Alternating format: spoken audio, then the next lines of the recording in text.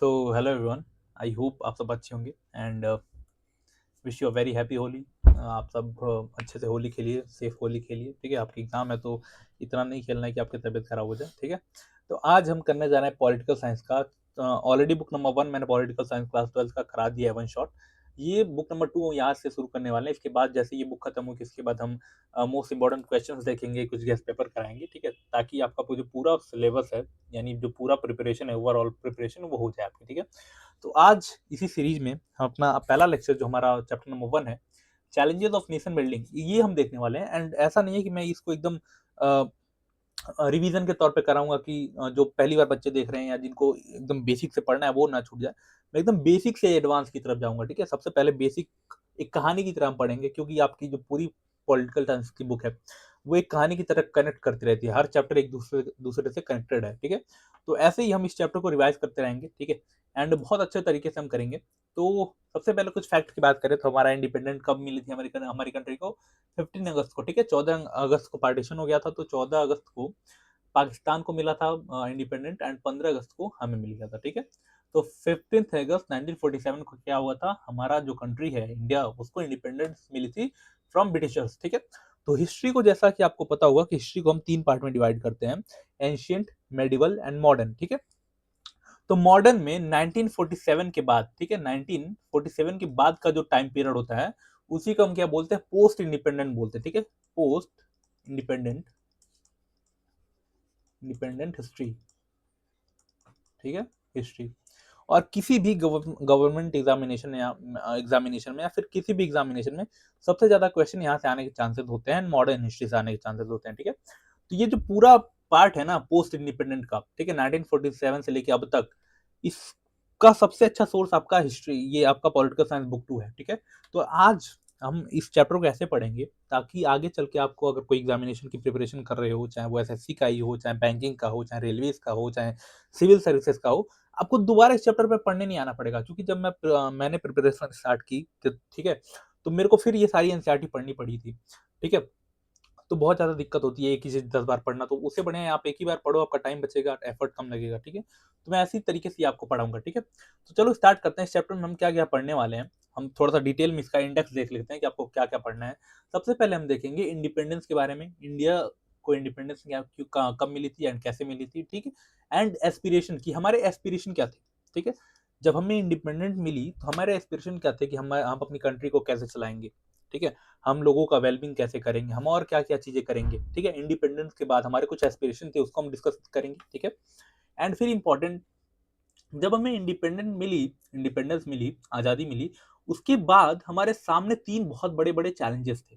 ठीक है, ये क्या चैलेंजेस थे, हमने इसको कैसे ओवरकम किया, वो भी हम आगे देखेंगे। ठीक है, फिर हम देखेंगे कि important part, partition of India, India का पार्टीशन। आई होप आपको पता होगा कि इंडिया को जब आजादी मिली थी तो उसी के साथ साथ हमें बंटवारा भी मिला था गिफ्ट में। ठीक है, इंडिया को 2 पार्ट में डिवाइड कर दिया गया था, इंडिया एंड पाकिस्तान। ठीक है, तो पार्टीशन ऑफ इंडिया ये किस बेसिस पे हुआ था, किसने किया था, ये सारी चीजें हम देखेंगे। ठीक है, उसके बाद हम देखेंगे इंटीग्रेशन ऑफ प्रिंसली स्टेट्स। ठीक है, आई होप आपको ये भी पता होगा कि इंडिया उस टाइम पे बहुत बड़े बड़े रजवाड़ों में डिवाइडेड था। ठीक है, 565 रियासतें हुआ करती थी, प्रिंसली स्टेट्स हुआ करते थे। उनको हमने सबको एकजुट करके कैसे एक मॉडर्न इंडिया बनाया, कैसे एक इंडिपेंडेंट कंट्री बनाया, एक सोवरेन कंट्री बनाया, ये हम देखेंगे। ठीक है, एंड हमारा लास्ट जो टॉपिक है वो है हमारा रीऑर्गेनाइजेशन ऑफ स्टेट्स। ठीक है, कि स्टेट्स बहुत सारे थे उस टाइम पे प्रोविंसेस हुआ करते थे, जैसे बॉम्बे प्रोविंस, जैसे बंगाल प्रोविंस, जैसे यूनाइटेड प्रोविंस। तो ये ऐसे बहुत बड़े बड़े प्रोविंस हुआ करते थे। जैसे बंगाल प्रोविंस में आप देखोगे तो उस टाइम का बंगाल, झारखंड एंड बिहार, ये सारी बहुत बहुत बड़ा प्रोविंस था। तो इनको हम इसको हमने कैसे रिऑर्गेनाइज किया, आज के टाइम पे जो कंट्री स्टेट्स हैं बहुत सब अलग अलग हैं, गुजरात अलग है, बॉम्बे अलग है, उस टाइम पे सब एक ही हुआ करते थे। तो हमने सबको कैसे अलग किया, किस बेसिस पे अलग किया, इसके पीछे किसका दिमाग था, क्या क्या बातें थी, ये सारे हम इसमें देखेंगे इस टॉपिक में। ठीक है, तो आई होप अभी तक कोई डाउट नहीं है, इंडेक्स हमने बहुत अच्छे से समझ लिया है आपका। ठीक है, चलो आगे चलते हैं। अब देखो, 14 से 15 अगस्त को जब हमारा देश आजाद होता है तो पंडित जवाहरलाल नेहरू हमारे देश के फर्स्ट प्राइम मिनिस्टर बनते हैं। ठीक है, 1947 में एक्टिंग प्राइम मिनिस्टर बनते हैं। इस टाइम पे इलेक्शन नहीं हुए थे, इंटरिम गवर्नमेंट बनाई गई थी। ठीक है, तो उसके हेड कौन होते हैं, हमारे प्राइम मिनिस्टर पंडित जवाहरलाल नेहरू होते हैं। ठीक है, और ये एक स्पीच देते हैं, एड्रेस करते हैं नेशन को। उस स्पीच का नाम क्या होता है? Trust with destiny. Trust with destiny, इस स्पीच का नाम क्या होता है? Trust with destiny. ये स्पीच क्वेश्चन आ सकता है, एमसीक्यू आ सकता है, इसलिए इसको मैं बार बार रिपीट कर रहा हूँ, ठीक है। अब देखो, इस स्पीच में ये दो इंपॉर्टेंट पॉइंट्स हाईलाइट करते हैं। वो क्या क्या बात था, वो क्या क्या पॉइंट है? पहला पॉइंट ये था कि government run for wellbeing of all, ठीक है। अभी तक जो हमारी गवर्नमेंट थी वो हमारे लोगों के लिए काम नहीं करती थी, ठीक है, क्योंकि वो ब्रिटिशर्स की गवर्नमेंट थी, वो अपने फायदे के लिए काम कर रहे थे। बट अब इंडिपेंडेंस के बाद जो भी हमारी गवर्नमेंट होगी वो लोगों के लिए वेलबिंग और लोगों के वेलबिंग के लिए काम करेगी।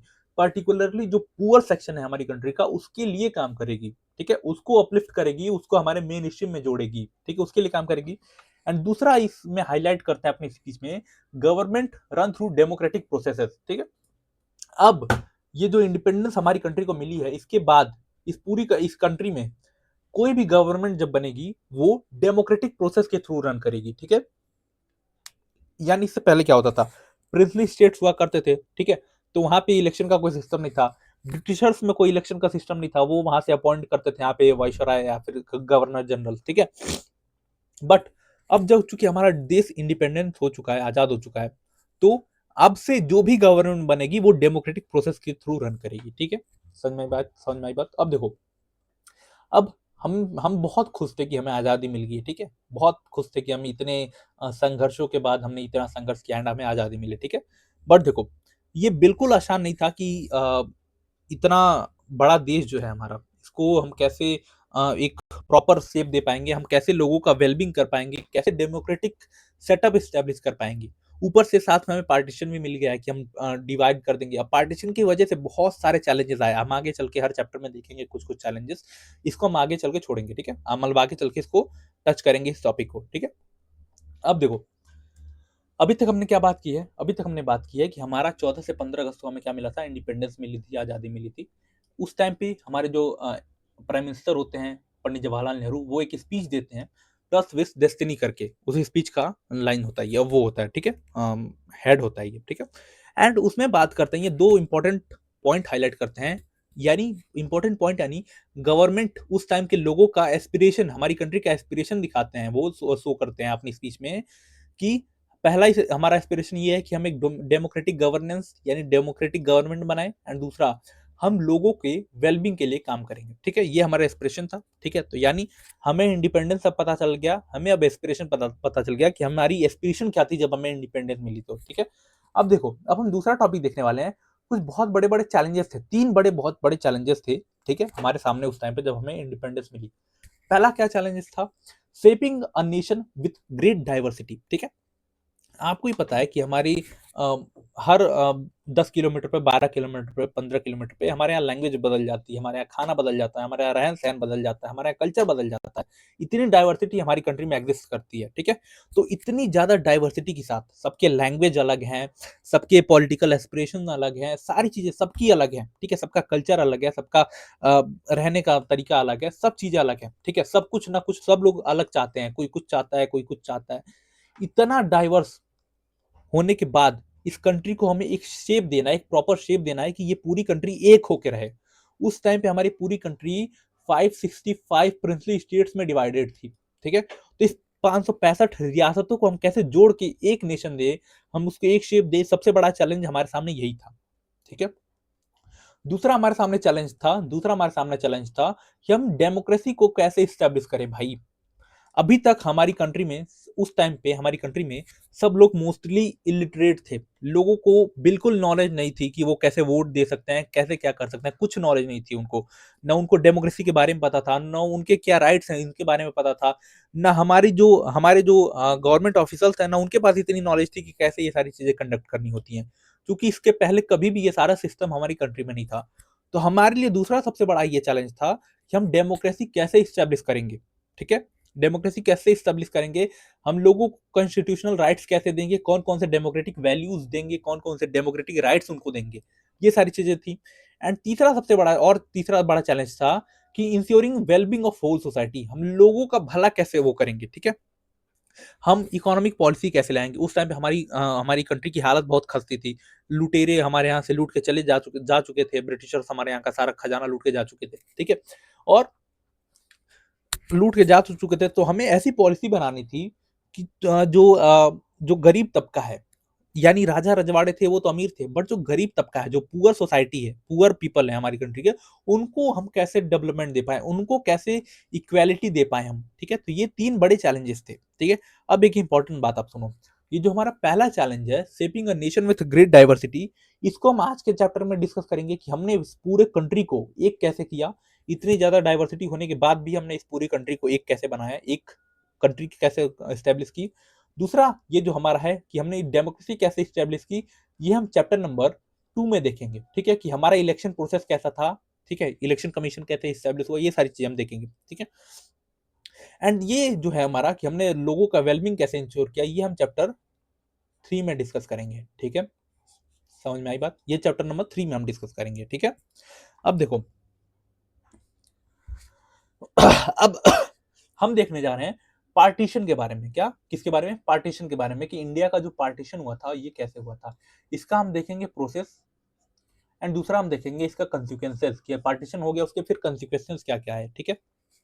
अब देखो पार्टीशन के प्रोसेस की अगर मैं बात करूं तो इससे पहले हमारी हिस्ट्री समझो, ठीक है। अब देखो उस टाइम पे जो इंडिया था, ठीक है, उस टाइम पे 1947 में जो ब्रिटिश इंडिया हुआ करता था, ठीक है, प्रिंसली स्टेट नहीं। देखो उस टाइम पे इंडिया में 2 तरह के वो चलते थे, ठीक है, एडमिनिस्ट्रेशन चलता था। एक जो कि डायरेक्ट ब्रिटिशर्स के कंट्रोल में था, और एक जो कि किसके कंट्रोल में था, राजा रजवाड़ों के कंट्रोल में था, ठीक है। तो उस टाइम पे ब्रिटिश इंडिया को, ठीक है, याद रखना, ब्रिटिश इंडिया को 2 पार्ट में डिवाइड करने की बात हुई, पहला पाकिस्तान एंड दूसरा हिंदुस्तान, ठीक है, 2 पार्ट में डिवाइड करने की बात की गई। और ये किस बेसिस पे बात की गई थी, ये बात की गई थी टू नेशन थ्योरी के बेसिस पे। किस बेसिस पे, टू नेशन थ्योरी के बेसिस पे। और ये टू नेशन थ्योरी किसने दिया था, ये टू नेशन थ्योरी दिया था मुस्लिम लीग ने। किसने दिया था, मुस्लिम लीग ने। अब मुस्लिम लीग कौन थी, एक पार्टी थी, जैसे कांग्रेस पार्टी थी उस टाइम पे, कांग्रेस पार्टी सबसे बड़ी पार्टी थी, तो उसके बाद सेकंड नंबर की पार्टी जो थी वो थी मुस्लिम लीग। तो मुस्लिम लीग ने ये टू नेशन थ्योरी बोला था, एंड बोला था कि टू नेशन थ्योरी के अकॉर्डिंग इंडिया में कितने तरह के लोग रहते हैं, 2 तरह के लोग होते हैं, हिंदू एंड मुस्लिम मुस्लिम, ठीक है। अब देखो हिंदू का मतलब इनका ये मतलब नहीं था कि हिंदू हिंदू में सारे लोग आएंगे, जैसे सिख आ जाएंगे, क्रिश्चियन आ जाएंगे, बुद्धिस्ट आ जाएंगे, जैन आ जाएंगे, सारे लोग हिंदू हैं। एंड एक अलग तबका था मुस्लिम, ठीक है, इनके हिसाब से, टू नेशन थ्योरी के हिसाब से, ठीक है। अब ये इन्होंने बोला कि इंडिया में 2 तरह के लोग रहते हैं, हिंदू एंड मुस्लिम। अब बोला इन्होंने कि जो मुस्लिम है इनके लिए एक अलग सेपरेट कंट्री की मांग इन्होंने की, ठीक है। तो अब देखो यहाँ पे जब इन्होंने सेपरेट कंट्री की मांग की तो बहुत सारे लोग इसमें कंफ्यूज रहते हैं कि कांग्रेस ने कभी भी इसका अपोज नहीं किया, ठीक है। बट ये रिकॉर्डेड है कि कांग्रेस ने ये जो सिस्टम था कि टू नेशन थ्योरी के बेसिस पे हमारी कंट्री को डिवाइड किया जाना चाहिए, इसका अपोज किया था कांग्रेस ने, इसको अपोज किया था, बिल्कुल अच्छे तरीके से अपोज किया था। बट पॉलिटिकल कंपटीशन और ब्रिटिशर्स की वजह से, क्योंकि ब्रिटिशर्स तो बहुत चालाक थे, ये हरामजादे ये चाहते थे कि हम लड़के मरे, तो इन्होंने क्या किया, हमारी कंट्री को 2 पार्ट में डिवाइड किया, ठीक है। जहां पे मुस्लिम ज्यादा थे उनको पाकिस्तान बनाया, जहां पे हिंदू ज्यादा थे उनको हिंदुस्तान बनाया, ठीक है। ठीक है, तो India was divided on the principle of religious majority, ठीक है, रिलीजियस मेजोरिटी के प्रिंसिपल पे हमें डिवाइड कर दिया गया, ठीक है, टू नेशन थ्योरी के बेसिस पे एंड रिलीजियस माइनॉरिटी के प्रिंसिपल पे हमें डिवाइड किया गया 2 पार्ट में, ठीक है। समझ में आई बात। अब देखो अब जब ये डिसाइड हुआ कि 2 पार्ट में डिवाइड होगा, एक मुस्लिम और एक हिंदू, जहां पे हिंदू ज्यादा होंगे वहां पे हिंदुस्तान होगा, जहां पे मुस्लिम ज्यादा होंगे उस एरिया में वो मुसलमान पाकिस्तान होगा, सॉरी मुसलमान बोल रहा हूँ, ठीक है। अब देखो दिक्कत यहाँ पे क्या थी, दिक्कत यहाँ पे थी, दिक्कत मैं कुछ पढ़ता हूँ यहाँ पे, चलो ठीक है। 4 प्रॉब्लम्स हम देखते हैं कि कुछ प्रॉब्लम्स क्या क्या थे। पहला ये प्रॉब्लम था कि कोई सिंगल बेल्ट नहीं था, कोई ऐसा सिंगल एरिया नहीं था कि जहां पे सिर्फ मुस्लिम रहते हो, हर जगह पे हिंदू मुस्लिम साथ में रहते थे, ठीक है। तो सबसे पहला कोई एक ऐसा सिंगल एरिया नहीं था जहां पे सिर्फ और सिर्फ मुस्लिम रहते हो और उनको हम क्या करें, पाकिस्तान डिक्लेयर कर दे, ठीक है। अब देखो फॉर एग्जाम्पल यहाँ पे पाकिस्तान को, अब देखो बहुत सारी दिक्कतें हुई, ये नहीं पता चल रहा था कि हम किसको पाकिस्तान बनाए किसको हिंदुस्तान बनाए, क्यों, क्योंकि हमें कोई एक सिंगल बेल्ट नहीं मिल रही थी कि जहां पे सिर्फ मुसलमान रहते हैं, ठीक है। अब देखो बट बहुत वो करने के बाद, झंझट करने के बाद हमने क्या किया, हमने उन्होंने मतलब ब्रिटिशर्स ने 2 एरिया ऐसे मार्क किए जो कि मुस्लिम मेजोरिटी एरिया थे, वहां पे मुस्लिम ज्यादा थे। पहला ये वाला जो आज का प्रेजेंट पाकिस्तान है, ठीक है, प्रेजेंट पाकिस्तान है ये, ठीक है। एंड दूसरा आज का जो प्रेजेंट बांग्लादेश है, ठीक है। ये 2 एरिया को मार्क किया उन्होंने कि हाँ ये इन दोनों को हम क्या कर सकते हैं, पाकिस्तान बना सकते हैं। फिर क्या हुआ, इन दोनों को हमने पाकिस्तान बना दिया, ये बना हमारा ईस्ट पाकिस्तान, ईस्ट पाकिस्तान, ठीक है। ये हमारा बना वेस्ट वेस्ट पाकिस्तान, वेस्ट इसी को हम बोल रहे हैं, ठीक है। वेस्ट पाकिस्तान, ठीक है, इसको हम वेस्ट पाकिस्तान बोलेंगे, ठीक है। अब देखो इसके बाद क्या कहानी थी कि इनके ऊपर अत्याचार होता था, फिर इन्होंने 1972 में ईस्ट पाकिस्तान वेस्ट पाकिस्तान से अलग होकर बांग्लादेश बन गया। ये पूरी हमने कहानी ऑलरेडी पढ़ रखी है बुक नंबर 1 में, ठीक है। तो हमने बस यहाँ पे समझ रहे हैं कि देखो, अब देखो यहाँ पे कोई सिंगल बेल्ट नहीं था, इसलिए हमने क्या किया, पाकिस्तान को दो पार्ट में बांटा, एक इधर पाकिस्तान, एक इधर पाकिस्तान। अब इन दोनों को कनेक्ट करने के लिए कोई रास्ता नहीं था, इंडिया तो अपने बीच से रास्ता देगा नहीं कि आप भाई इतने अच्छे लोग हो, आप लोग कनेक्ट कर लो, ऐसा नहीं था। तो ये पूरा ही ऐसे घूम के अरबियन पेनिनसुलर में ऐसे ऐसे घूम के ऐसे लोग जाते थे इसमें, ठीक है। तो बहुत दिक्कतें होती थी, ऊपर से यहाँ पे बहुत ज्यादा ईस्ट पाकिस्तान में ये लोग अत्याचार भी करते थे, ठीक है। तो ये ज्यादा दिन चला नहीं, 1971 या 72 में इसको हमने काट के अलग कर दिया, ठीक है। तो पाकिस्तान आज सिर्फ यहीं पे बचा हुआ है, ये बचा हुआ है, ठीक है। वरना सोचो जब दो पाकिस्तान होते तो हमारी कंट्री के लिए कितना दिक्कत होता, इधर से भी घेरते इधर से भी घेरते, फिर हमको दोनों तरफ मारना पड़ता, ठीक है। अब देखो पहला जो हमारा चैलेंज था ये था, चार प्रॉब्लम में से एक प्रॉब्लम ये था कि कोई सिंगल बेल्ट था नहीं। दूसरा ये चैलेंज था कि जो सब लोग जो पाकिस्तानी जो मुस्लिम थे, सभी मुस्लिम ये नहीं चाहते थे कि हम पाकिस्तान में जाएं। इनफैक्ट एक लीडर का नाम आता जिनका नाम था अब्दुल गफ्फार खान, जिनको हम फ्रंटियर गांधी के नाम से भी जानते हैं। इन्होंने बिल्कुल अपोज किया था, ठीक है। ये नॉर्थ वेस्टर्न प्रोविंसेस थे, प्रोविंस से थे, नॉर्थ वेस्ट फ्रंटियर प्रोविंस से थे, ये ताल्लुक रखते थे। एंड इनका नाम क्या था, अब्दुल गफ्फार खान, इनको हम फ्रंटियर गांधी के नाम से भी जानते हैं।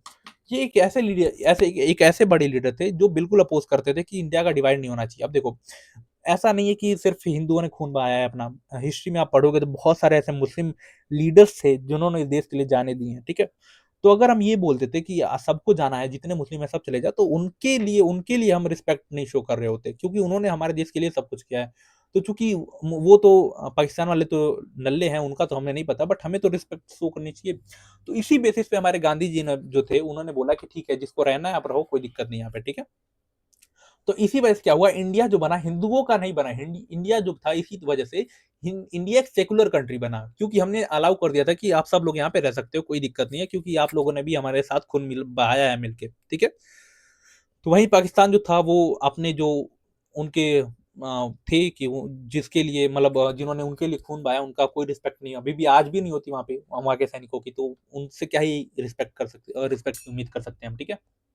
अब देखो तीसरा जो चैलेंज था वो था बाइफर्केशन ऑफ प्रोविंसेस, ठीक है। अब देखो ये थोड़ा सा बड़ा टॉपिक है, लेंथी टॉपिक है, ये जो पार्टीशन है प्रॉब्लम, ठीक है।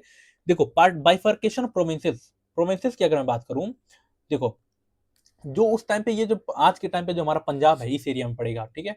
ये सिर्फ इतना बड़ा पंजाब नहीं था, ये पाकिस्तान का पूरा मिला के पंजाब हुआ करता था, इतना बड़ा, ठीक है। ये पूरा एरिया पाकिस्तान का पंजाब हुआ करता था, ठीक है। बंगाल कैसा हुआ करता था, बंगाल ये हम आज का जो हमारा वेस्ट बंगाल है और ये जो पूरा बांग्लादेश है, ये पूरा मिला के इतना बड़ा बांग्लादेश हुआ करता था, ठीक है। अब देखो ये जो दोनों एरिया हैं, ये दोनों इतने तगड़े एरिया हैं एग्रीकल्चर के लिए, ठीक है। दोनों बहुत अच्छे हैं, चाहे पंजाब मिला लो, पंजाब में बहुत अच्छी किसानी होती है, कृषि होती है, एग्रीकल्चर होता है। वही सेम टू सेम यहाँ पे बंगाल में भी, ठीक है। बंगाल उस टाइम का सबसे रिचेस्ट प्रोविंस हुआ करता था, उसीलिए जितने भी लोग आए सबसे पहले कोलकाता को अपना कैपिटल बनाते थे, ठीक है। तो बंगाल इधर और पंजाब उधर, दोनों बहुत बड़े बड़े प्रोविंस हुआ करते थे, ठीक है। बहुत अच्छे एग्रीकल्चर के लिए प्रोविंस हुआ करते थे। लेकिन जब पार्टीशन हुआ तो क्या हुआ, पार्टीशन में आधा पंजाब उधर चला गया, आधा बांग्लादेश पाकिस्तान में चला गया, यानी हमारे पास से जो एग्रीकल्चरल लैंड था, जो रेवेन्यू का बहुत बड़ा सोर्स था, वो कट के पाकिस्तान में चला गया। तो हमारे लिए तीसरी सबसे बड़ी दिक्कत ये आई कि हमारा जो आधा एग्रीकल्चरल लैंड था वो उधर चला गया, ठीक है, कट के पाकिस्तान में चला गया, ठीक है। चौथा जो हमारे पास प्रॉब्लम था, ट्रैप्ड माइनॉरिटीज। अब देखो जैसा कि मैंने बताया था स्टार्टिंग में ही कि कोई ऐसा एरिया नहीं था जहां पे सिर्फ और सिर्फ मुस्लिम रहते थे, ठीक है।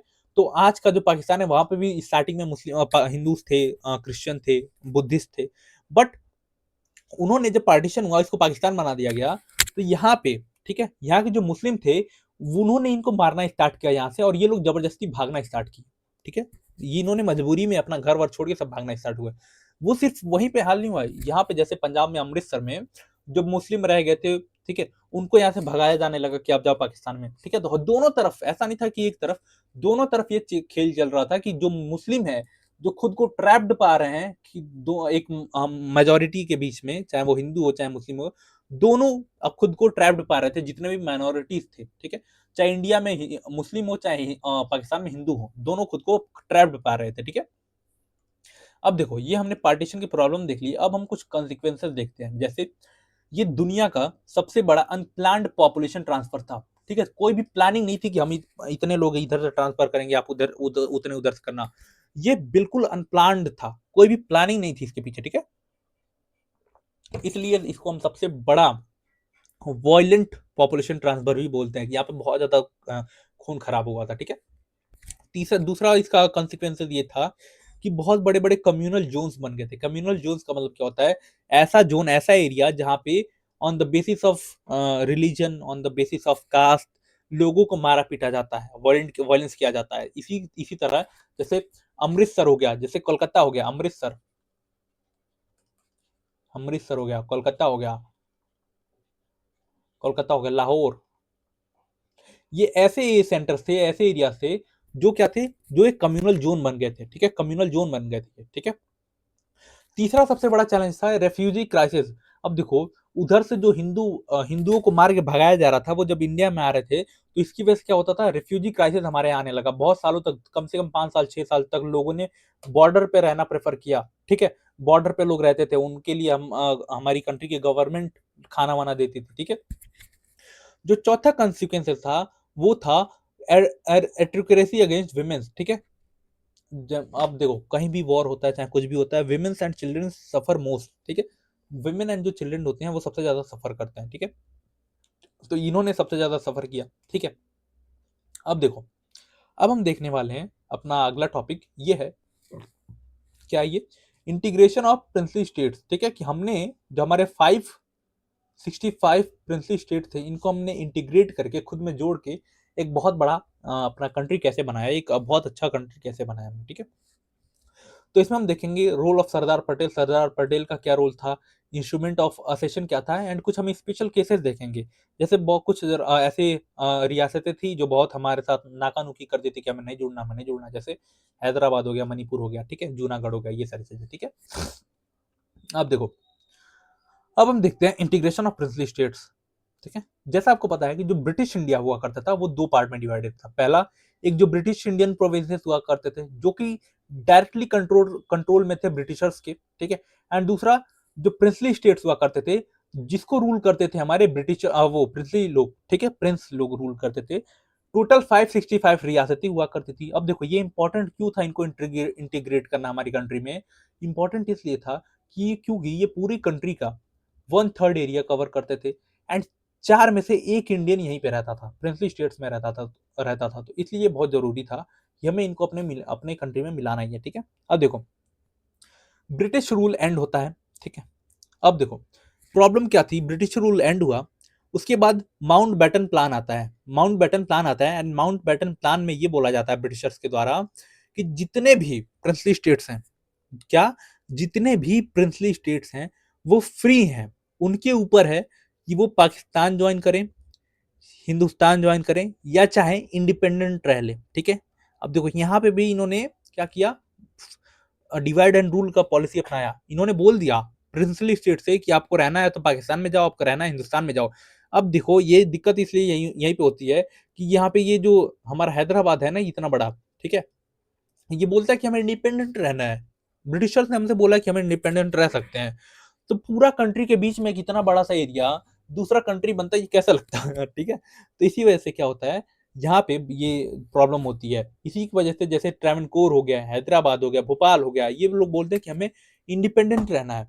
अब उस टाइम पे अगर हम इनको इंडिपेंडेंट छोड़ देते तो और भी सारे जो राजा रजवाड़े थे वो भी बोलते हैं कि हमें इंडिपेंडेंट रहना है, तो हमारे आजाद होने का क्या मतलब, हम एक कंट्री नहीं बना पाए तो इसका क्या मतलब होगा, ठीक है। तो इसीलिए हमको इनको मिलाना बहुत जरूरी था अपने में, कुछ भी करके साम दाम दंड भेद करके इनको हमारी कंट्री में मिलाना बहुत जरूरी हो गया था, ठीक है।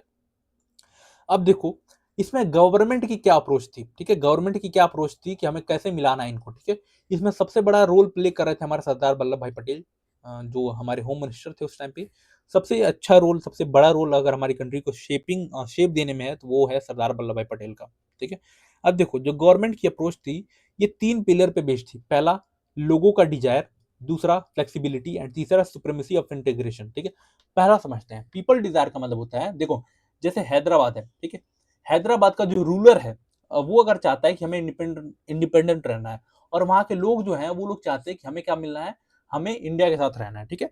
तो हमारी गवर्नमेंट का अप्रोच ये था कि वहाँ के जो लोग चाहेंगे वो हम करेंगे, ठीक है। हमें रूलर से कोई मतलब नहीं है, जो लोगों की डिजायर होगी, जो पीपल्स डिजायर होगी, अगर वो लोग चाहते हैं कि हम इंडियन यूनियन को ज्वाइन करें तो हम फोर्सफुली उनको ज्वाइन करा लेंगे अपनी कंट्री में, ठीक है।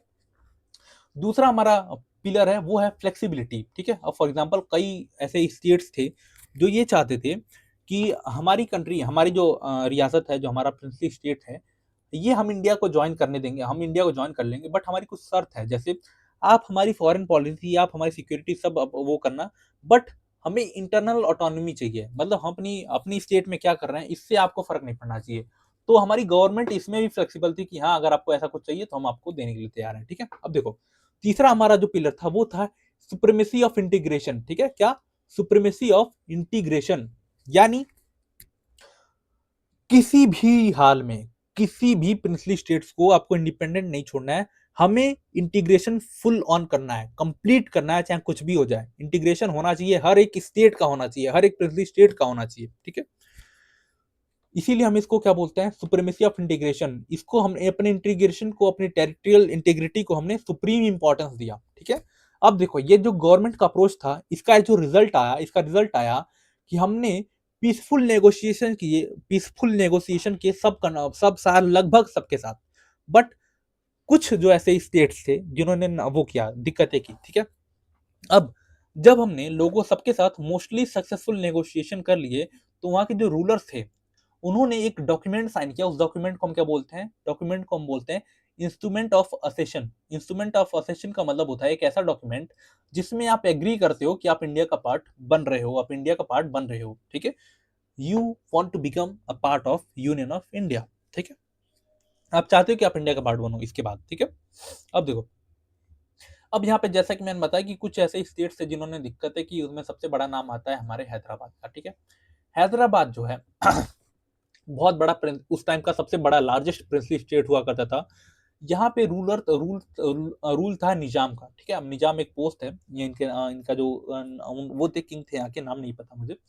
वो निजाम रूल करते थे, एंड वो उस टाइम में दुनिया के सबसे रिचेस्ट आदमी थे, दुनिया के सबसे बड़े अमीर आदमी थे वो, ठीक है। और उन्होंने नवंबर 1947 में इंडिया के साथ स्टैंड स्टिल एग्रीमेंट साइन किया हुआ था। कौन सा agreement? Standstill agreement, instrument of accession नहीं, standstill agreement. Standstill agreement का मतलब होता है कि हमें कुछ टाइम दो, आप हम सोच के बताएंगे कि हमें इंडिपेंडेंट रहना है या हमें इंडिया के साथ मिलना है, ठीक है। अब देखो, होता ये है कि जब हमारे नवंबर में ये स्टैंड स्टिल एग्रीमेंट साइन होता है, तो वहां के जो पीजेंट हैं, यानी किसान हैं, जो विमेन हैं, वो प्रोटेस्ट करना स्टार्ट कर देती हैं अगेंस्ट निजाम के ऑपरेसिव रूल्स के खिलाफ, ठीक है। निजाम जो था वहां का वो बहुत ऑपरेसिव रूल करता था, बहुत कठिन, यानी बहुत क्या बोलते हैं, निर्दयी रूलर था वहां पे, बहुत लोगों को मारता था, बिल्कुल दिक्कत थी वहां पे। खुद तो बहुत रिचेस्ट आदमी था, बट वहां के लोग बिल्कुल वो नहीं थे, ठीक है, बिल्कुल गरीबी रेखा के नीचे जीते थे, ठीक है। तो इसी को देखते हुए वहां पे प्रोटेस्ट स्टार्ट होते हैं, वहां के किसान और वहां की वुमेन्स को, ठीक है। और इस प्रोटेस्ट को लीड कौन करता है? वहां का जो हैदराबाद कांग्रेस थी वो, और जो कम्युनिस्ट पार्टी थी वहां की, वो दोनों पार्टी मिलकर लीड करते हैं इसको। अब देखो, जब प्रोटेस्ट बहुत ज्यादा होने लगता है, तो जो निजाम होता है वहां का, जो रूलर होता है, वो अपना पैरामिलिट्री फोर्सेस, जिसको हम रजाकार्स बोलते हैं, रजाकार्स क्या है? हैदराबाद की पैरामिलिट्री फोर्सेस हुआ करती थी, इनको डिप्लॉय कर देता है। अब ये रजाकार्स क्या करते हैं? वहां के लोगों को मारते हैं, मर्डर करते हैं, रेप करते हैं, लूट करते हैं, नॉन मुस्लिम को टारगेट करते हैं ये, ठीक है। समझ में आई बात? अब देखो, जब वहां पे ये सारी चीजें होने लगती हैं, वायलेंट मूवमेंट होने लगता है, यहाँ के जो रजाकार हैं यहाँ पे मारने लगते हैं, इसी को देखते हुए 1948 में, सितंबर 1948 में हमारी जो गवर्नमेंट होती है, वो हमारी आर्मी को ऑर्डर करती है कि आप जाओ, आप सिचुएशन वहां पे हैंडल करो, सिचुएशन हाथ से बाहर जा रहा है, ठीक है। तो हमारी आर्मी एक ऑपरेशन चलाती है, ऑपरेशन पोलो, ठीक है। ऑपरेशन पोलो लॉन्च करती है, एंड सिर्फ 4 दिन के अंदर हमारा जो हैदराबाद होता है उसका हमारे हमारे कंट्री में, हमारे इंडिया में मिलन हो जाता है, विलय हो जाता है, ठीक है। अब ये जो एक इंपॉर्टेंट फैक्ट यहाँ पे बताऊं, ये जो रजाकार्स हैं, ये जो पैरामिलिट्री फोर्सेज हैं हैदराबाद की, ये इतनी अच्छी है, मतलब इन द सेंस वो लोग काम अच्छा नहीं करते थे। मैं अच्छी इन द सेंस ये बोल रहा हूँ कि वहाँ का जो सिस्टम है रजाकार्स का, पैरामिलिट्री फोर्सेज का, इतना बेहतरीन सिस्टम था कि हमने, जब हमें आज़ादी मिल गई, तो हमारा जो इंडियन पुलिस सर्विसेज है उसका हमने जो ट्रेनिंग सेंटर बनाया वो भी हैदराबाद में, उसी को देख के बनाया, ठीक है। कि रज़ाकार्स का सिस्टम बहुत अच्छा था, वो लोग काम भले अच्छा ना कर रहे हों, बस सिस्टम बहुत अच्छा था, तो उस सिस्टम को हमने क्या किया, कॉपी किया है एंड उसमें जो अच्छाइयाँ थी उसको हमने कॉपी करके अपना एक सिस्टम बनाया जिसको हम आईपीएस बोलते हैं, इंडियन पुलिस सर्विसेज। एंड इसका जो ट्रेनिंग सेंटर है वही वो जो है ट्रेनिंग सेंटर, वो भी हैदराबाद में भी है, हैदराबाद में ही है, वो सरदार पटेल वल्लभ भाई पटेल के नाम पे ही है वो भी, ठीक है। अब देखो दूसरा केस स्टडी है मणिपुर का, ठीक है, मणिपुर का। अब मणिपुर के एक महाराजा हुआ करते थे, बोध चंद्रन सिंह, ठीक है, बोध चंद्र सिंह वो होते थे, महाराजा हुआ करते थे। इन्होंने इंडिया के साथ इंस्ट्रूमेंट ऑफ असेशन पे साइन किया हुआ था, ठीक है, किस पे, इंस्ट्रूमेंट ऑफ असेशन पे साइन किया हुआ था। बट इन्होंने वही कंडीशन रखी थी कि आप हमारे इंटरनल ऑटोनॉमी मेंटेन करने दोगे, आप हमें क्या करने दोगे, इंटरनल ऑटोनॉमी मेंटेन करने दोगे, यानी हमें अपने स्टेट में कैसे रूल करना है ये हम खुद डिसाइड करेंगे, ठीक है। अब देखो, एक 1948 में वहाँ की जो पब्लिक होती है, वो प्रेशर बनाती है हमारे उस टाइम के महाराजा बोधचंद्र सिंह के ऊपर कि आप इलेक्शन कंडक्ट कराइए, ठीक है, इलेक्शन क्या करिए, कंडक्ट कराइए। तो उस टाइम पे जो मणिपुर है वो इंडिया का पहला स्टेट बनता है जो कि इलेक्शन कंडक्ट कराता है on the basis of universal adult franchises, यानी 18 प्लस जितने भी लोग हैं सबको वोटिंग का राइट उस टाइम पे दिया गया था, ठीक है। तो इंडिया में सबसे, इंडिया का मणिपुर स्टेट सबसे पहला स्टेट है जिन्होंने इलेक्शन होल्ड कर रहे थे, कंडक्ट कराए थे on the basis of universal adult franchises, ठीक है। एंड इसके बाद ये क्या बन जाता है, मणिपुर एक कॉन्स्टिट्यूशनल मोनार्की बन जाता है, यानी वहां पे राजा का भी शासन होगा, वहां पे कॉन्स्टिट्यूशन का भी शासन होगा, कॉन्स्टिट्यूशनल गवर्नमेंट भी होगी वहां पे, ठीक है। अब देखो, जब कॉन्स्टिट्यूशनल गवर्नमेंट बन के आती है वहां पे, तो जो वहां पे लेजिस्लेटिव असेंबली होती है, ठीक है, वहां पे बहस छिड़ जाती है कि हमें इंडिया में मिलना चाहिए कि नहीं। वहां का जो स्टेट कांग्रेस थी, यानी जो मणिपुर कांग्रेस थी, वो बोलती थी कि हमें इंडिया में मिल जाना चाहिए। बट वहां की जो लोकल पार्टी थी मणिपुर की, वो बोलती थी कि हमें इंडिया में नहीं मिलना है, ठीक है। अब देखो, गवर्नमेंट ऑफ इंडिया प्रेशर डालती है बहुत ज्यादा महाराजा बोधचंद्र के ऊपर, एंड 1949 में सितंबर में महाराजा जो होते हैं वो मर्जर एग्रीमेंट साइन कर लेते हैं कि अब हमें मर्ज कर लिया जाए हमारे कंट्री में, इंडिया में, ठीक है। समझ में आई बात। तो ये है हमारा मणिपुर का केस, ठीक है, एक ही स्लाइड में खत्म, ठीक है। अब देखो, अब हम देखते हैं रीऑर्गेनाइजेशन ऑफ स्टेट्स, ठीक है, कि हमने रीऑर्गेनाइजेशन ऑफ स्टेट्स कैसे किया, ठीक है, इसमें हम थोड़ा सा देखते हैं। अब देखो, रीऑर्गेनाइजेशन ऑफ स्टेट्स का मतलब क्या था। उस टाइम पे जो स्टेट्स हुआ करते थे बहुत बड़े-बड़े हुआ करते थे। जैसे आज का टाइम पे का जो महाराष्ट्र एंड जो गुजरात है वो एक प्रोविंस हुआ करता था जिसको हम बॉम्बे प्रोविंस बोलते थे। एक होता था बंगाल प्रोविंस जिसमें पूरा वेस्ट बंगाल जो बांग्लादेश है वो, फिर बिहार, फिर झारखंड ये पूरा होता था, एंड आई थिंक उड़ीसा भी होता था क्या? ठीक है, या फिर उड़ीसा अलग था। ये होता था, फिर एक मद्रास प्रोविंस हुआ करता था नीचे, ठीक है? फिर एक यूनाइटेड प्रोविंस हुआ करता था अवध वाला जो उत्तर प्रदेश है, फैजाबाद का। ठीक है, तो इससे ऐसे बहुत बड़े बड़े प्रोविंस हुआ करते थे। ठीक है, तो उसके बाद क्या हुआ, जब हमें इंडिपेंडेंस मिली तो सबसे बड़ा दिक्कत ये आया कि इतना बड़ा बड़ा जो प्रोविंस है इसको हमें काट के डिवाइड करके छोटा छोटा स्टेट्स बनाना पड़ेगा। ठीक है, तो इसके लिए हमें क्या करना पड़ेगा, रीऑर्गेनाइजेशन ऑफ स्टेट्स करना पड़ेगा, यानी स्टेट्स को रीऑर्गेनाइज करना पड़ेगा, इतना बड़ा बड़ा प्रोविंस नहीं होना चाहिए। ठीक है, अब देखो, ये एक बहुत बड़ा रिस्क था कि हमें स्टेट्स को किस बेसिस पे डिवाइड करना चाहिए। हमें स्टेट्स को ऐसे डिवाइड करना चाहिए कि वो लिंग्विस्टिक और कल्चरल प्लुरलिटी वो करें, शो करें। ठीक है, फॉर एग्जांपल अगर हम महाराष्ट्र को और गुजरात को अलग कर रहे हैं, तो गुजराती जो बोलने वाले लोग हैं, यानी जो गुजराती कल्चर है वो गुजरात में रह जाए, एंड जो मराठी कल्चर है वो महाराष्ट्र में रह जाए। ऐसे हमें डिवाइड करना चाहिए, वो करना पड़ेगा। ठीक है, अब देखो, इसमें पहले दिक्कत ये आई कि जो प्रॉमिस था कि हम डिवाइड करेंगे, एंड जो फियर ये था वहाँ के लोगों के बीच में, उस टाइम के लीडर्स के बीच में, कि अगर हम on the basis of language अगर हम डिवाइड करने लगे तो ये हमारे जो नेशन है, यानी जो हमारी कंट्री है, उसके यूनिटी के लिए बहुत बड़ा खतरा होगा। ठीक है, हमारी यूनिटी के लिए बहुत बड़ा खतरा होगा। ठीक है, इसको देखते हुए 1948 में सेंटर ने दो कमेटी बनाई, जिसमें एक एस के धर कमेटी होती है और एक जेवीपी कमेटी होती है। ठीक है, इन दोनों कमेटी ने अपना रिकमेंडेशन दिया कि हमें लिंग्विस्टिक रिऑर्गेनाइजेशन नहीं करना चाहिए, यानी लैंग्वेज के बेसिस पे स्टेट्स को डिवाइड नहीं करना चाहिए। ठीक है, तो इसलिए सेंटर ने भी सोचा कि ठीक है, चलो इसको बाद में देखेंगे हम, एंड इसको हम अभी पोस्टपोन करते हैं, अभी स्टेट जैसे हैं वैसे रहने देते हैं। ठीक है, तो ये इसको हमने ठंडे बस्ते में डाल दिया। ठीक है, अब देखो, होता ये है यहाँ पे, होता ये है कि एक हमारे लीडर थे आंध्र प्रदेश में, जिनका नाम था पोट्टी श्रीरामुल्लू। ठीक है, जो गांधीयन वर्कर थे, ठीक है, गांधीयन वर्कर्स थे, और ये चाहते थे कि मद्रास प्रोविंस से, उस टाइम पे जो मद्रास प्रोविंस था, उस प्रोविंस से आंध्र प्रदेश को अलग किया जाए, ठीक है। ये डिमांड करते हैं, विशाल आंध्रा मूवमेंट स्टार्ट करते हैं, विशाल आंध्रा मूवमेंट स्टार्ट करते हैं कि हमें क्या मिले, हमें आंध्र प्रदेश अलग चाहिए इनसे, ठीक है। पोटी श्रीरामल्लू, और इसके लिए ये क्या करते हैं, ये फास्ट पे बैठ जाते हैं, यानी अनशन पे बैठ जाते हैं जब तक कि इनके डेथ ना हो जाए, ठीक है। तो ये 56 दिन तक बैठे रहते हैं, 56वें दिन इनकी डेथ हो जाती है भूख के मारे, ठीक है। अब जब इनकी डेथ होती है तो हमारे जो वहां के जो लोग हैं वो वॉयलेंट पे उतर आते हैं, बहुत ज्यादा हिंसा करने लगते हैं, ठीक है, आंध्र रीजन में, ठीक है। बहुत सारे लोग इंजर्ड होते हैं, बहुत सारे लोग अपनी लाइफ गवा देते हैं, ठीक है। इसको देखते हुए जो प्राइम मिनिस्टर थे हमारे पंडित जवाहरलाल नेहरू, ये पहली पहली बार अनाउंस करते हैं formation of a new state called Andhra Pradesh in 1952, in December 1952। यानी आंध्र प्रदेश हमारी कंट्री का पहला ऐसा स्टेट था जो कि लैंग्वेज के बेसिस पे अलग हुआ था, किससे, मद्रास प्रोविंस से अलग हुआ था, ठीक है। अब देखो, अब इसको हमने अलग कर दिया था, ठीक है, इसको हमने एक स्टेट को अलग किया। तो इस टाइम पे जो गवर्नमेंट ने सोचा कि अब हमने एक को अलग किया है, एक को अलग कर ही दिया है, तो अब हम क्या करते हैं, अब हम इसको काम को खत्म ही करते हैं, हम सबको रिऑर्गेनाइज करना स्टार्ट ही कर देते हैं। इसी वजह से क्या होता है, 1953 में एक स्टेट रिऑर्गेनाइजेशन कमीशन बनती है। जो कमीशन का काम क्या होता है कि हम कैसे डिवाइड कर सकते हैं, कैसे बाउंड्री ड्रॉ कर सकते हैं, ये आप बताओगे, ठीक है। तो स्टेट रिऑर्गेनाइजेशन कमीशन 1953 में बनती है, एंड कहाँ गया,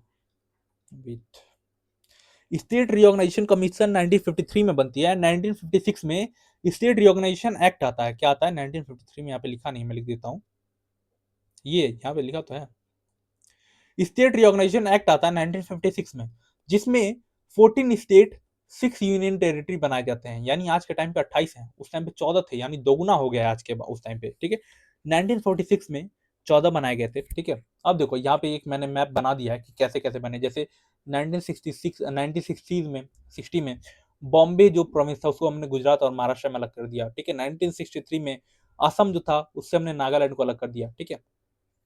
1966 में जो पंजाब प्रोविंस हुआ करता था उसको हमने पंजाब में से हरियाणा और हिमाचल प्रदेश अलग कर दिया, ठीक है। ऐसे ही हमने जो लास्ट है वो है हमारा 2019 में, ठीक है, 2019 में, 2019 में हमने जब जम्मू कश्मीर को दो पार्ट में डिवाइड किया, एक जम्मू कश्मीर एंड एक लद्दाख, एंड इन दोनों को हमने क्या किया, यूनियन टेरिटरी बना दिया, ठीक है। तो आज के टाइम पे भी ऐसे बहुत सारे वो हैं, क्या बोलते हैं, बहुत सारे ऐसे रीजन है जो खुद सेपरेट डिमांड की बात करते हैं। जैसे महाराष्ट्र का एक विदर्भा रीजन है, ठीक है, जो खुद सेपरेट डिमांड की मांग करता है कि हमें अलग होना है महाराष्ट्र से, ठीक है। यूपी का हरित जो रीजन है, हरित रीजन यानी जो वेस्टर्न हमारा है, जैसे नोएडा हो गया, गाजियाबाद हो गया, बागपत हो गया, मेरठ हो गया, जहाँ पे ग्रीन रिवॉल्यूशन का बहुत ज्यादा अच्छा खासा इम्पैक्ट आया था, वो लोग बोलते हैं कि हमें अलग कर दो, ठीक है। North region of West Bengal बोलते हैं कि हमें अलग कर दो, ठीक है। तो ऐसे बहुत सारे अभी भी हैं जो ये चाहते हैं कि हमें अलग कर दिया जाए, ठीक है। तो अब देखो, ये सारी चीजें हो गई। गवर्नमेंट का कंसर्न ये था, जो मैंने स्टार्टिंग में बनाया, कि ये अगर हम लैंग्वेज के बेसिस पे डिवाइड करेंगे तो ये हमारे कंट्री के यूनिटी के लिए बहुत ज्यादा दिक्कत होगी। ये हमारी सेपरेटिस्ट मूवमेंट के लिए बहुत आसान हो जाएगा सबको भड़काना कि स्टेट अलग का। तो जैसे आज के टाइम पे कई बार तमिलनाडु से मांग आती कि हमें इंडिया से अलग हो जाना चाहिए, ठीक है, ऐसी बात होती है। एक्सपेक्टेशन क्या थी, ये सारी चीजें थी, बट रियलिटी क्या था, रियलिटी में क्या हुआ, ये सारी चीजें बिल्कुल नहीं हुई। जैसे फॉर एग्जांपल हमने गुजरात बॉम्बे से महाराष्ट्र से गुजरात को अलग कर दिया, तो गुजराती लोग तो खुश हो गए कि हमारी जो गवर्नमेंट है वो हमारी बात मानती है, डेमोक्रेटिक गवर्नमेंट है, हमारी बात मानती है, हमें एक अलग सेपरेट स्टेट दे दिया। तो जो डर था वो बिल्कुल कोई उसका बेस नहीं था, एंड रियलिटी में सारी चीजें अच्छी थी, ठीक है। हमने जो लिंग्विस्टिक प्रिंसिपल भी हमने जो स्टेट का रिऑर्गेनाइजेशन किया, उससे कोई भी दिक्कत आगे चल के नहीं हुई हमारी कंट्री में, ठीक है। अब देखो, तो ये सारी चीजें हमने क्या किया, हम ये सारी चीजें हमने क्या की, पढ़ ली हैं, तो कोई दिक्कत नहीं है। एंड आई होप ये जो हमारा प्यारा सा छोटा सा लेक्चर था, छोटा सा तो नहीं, ज्यादा बड़ा हो गया, बट ठीक है, ये जो भी लेक्चर था हमारा, ये आई होप आपको अच्छा लगा होगा। And if you like this video, do subscribe our channel. Till then keep learning, keep growing, stay connected, God bless you all, Jai Hind.